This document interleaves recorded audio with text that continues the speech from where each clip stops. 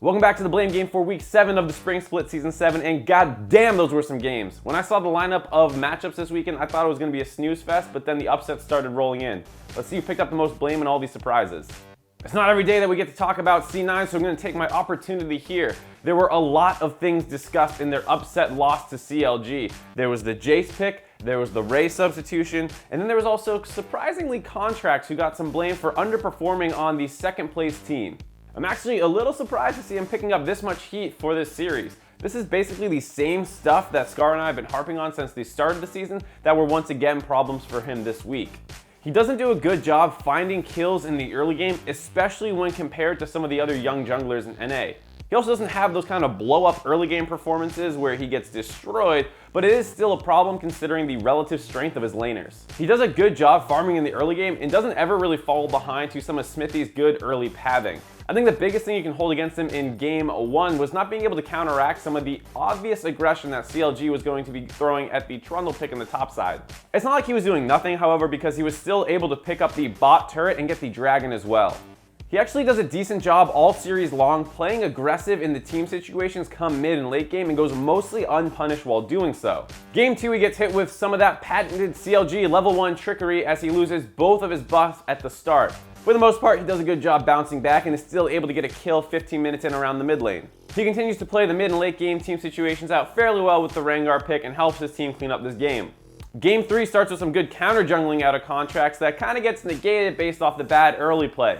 Sure, it's easy to point out this missed Bola onto Smithy, but Smithy likely would have flashed and still gotten the kill on his support. People were criticizing his ability to Bola a backliner this game, but let's be clear, Rengar is an awful champion to play versus CLG's comp. There are 0 immobile carries, tons of mobility, tons of disengage, and a big front line. You have to be a god tier Rengar to find good engages versus CLG's draft, and Contracts is just a decent one. Looking back at this whole series, I'm a little on the fence with this one. I'm just surprised to see so many people talking about Contracts for what I would call just a slightly below average performance out of him, especially given some other problematic things this series. I don't know what the Rengar is supposed to do in Game 3, so overall I'm going to have to say I disagree with the blame.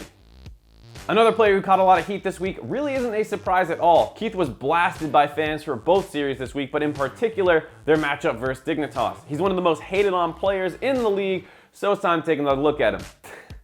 I think we know where this one's going, and I don't really feel like repeating the same old stuff. We know his stats are the worst at the AD carry position in the league, basically, and do you really need me to read those out to you?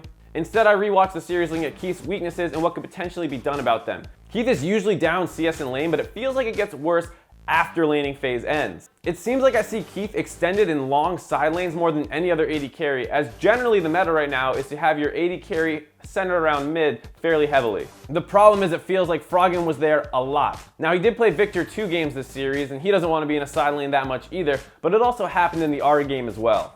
I'm not putting this on Froggen either, I'm just saying that the team's lane assignments are questionable. The biggest problem for Keith though is his team fighting. It feels like he's always dying early on at the start of these fights, so I actually went back and counted how often it happened this series. It happened in 8 out of the 16 team fights, which I assume is a pretty high ratio when you compare it to some of the better AD carries in the league. Keith seemingly struggles hard against Skillshot CC and in particular Nautilus, who hooked him out of multiple fights this week. His frontline doesn't do a great job protecting him, but he needs to do better himself. Worrying less about maximizing DPS when the enemy still has re-engage cooldowns available would help, as well as having teammates prioritize calling potential threats as opposed to targets the way we see Aphromoo do it would go a long way. Obviously the burden of improvement lays on Keith, and hopefully we see some soon because this is pretty bad.